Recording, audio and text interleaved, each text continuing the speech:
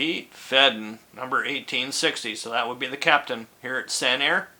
One of the last races at San Air of a national event caliber. Could be a national event or a divisional, but looks like a national event to me. I think it is. Herbie Go Fast Rogers, the late Herbie Rogers, Big V Drugstores, very prominent for a little while, put a lot of sponsorship money into the program. Is Thunderbird out of Motion Lincoln Mercury. Look at the great crowd here at Dragway Park. Good guy too, very soft-spoken.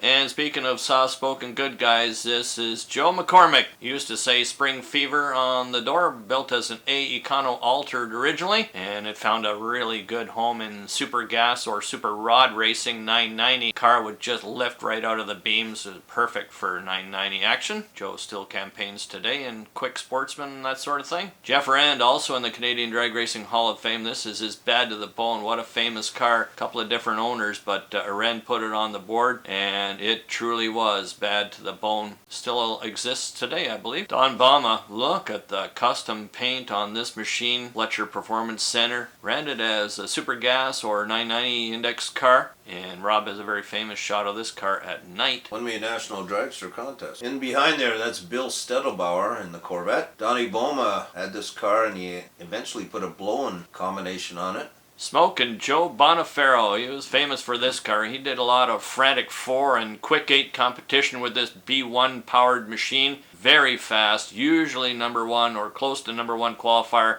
with this Top Sportsman entry. Campaigned it very, very successfully, and had a couple of different paint jobs on it by Scott Jaron and lettering by Dan the Signman. Always outstanding looking and running cars for Joe Bonifero.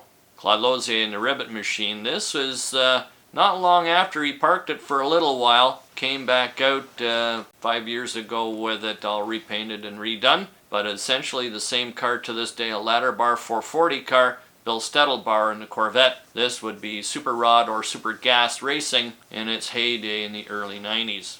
Dave Jagger in the Canadian Acadian up against Tom Simon, both Dundas lads. Being from Dundas, I'm always keenly aware of who raced in my town. Canadian Acadian there's one back in ONDR, but I don't believe it's the same car. The car in the far lane there ended up on the street. Mark Arnett bought it, and I'm not sure where it is now. An ex-Pete Fedden car, wasn't it? I believe so, yeah.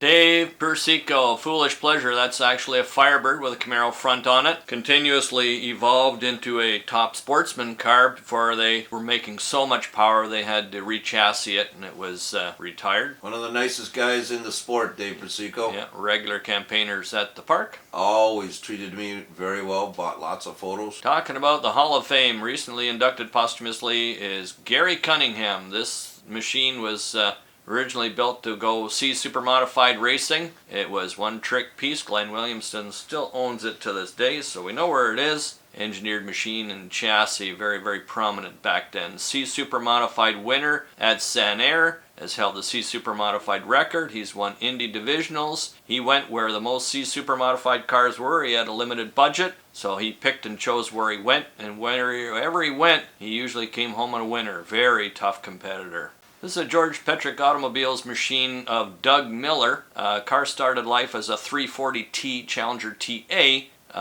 almost originally swapped over to a Hemi car that's got a TA hood on it, which was legal as they had trouble, the Challengers anyway, with the hoods folding up with the shaker hood cars. So they were allowing these fiberglass hood cars to compete. This car later went to Wendell Howe's.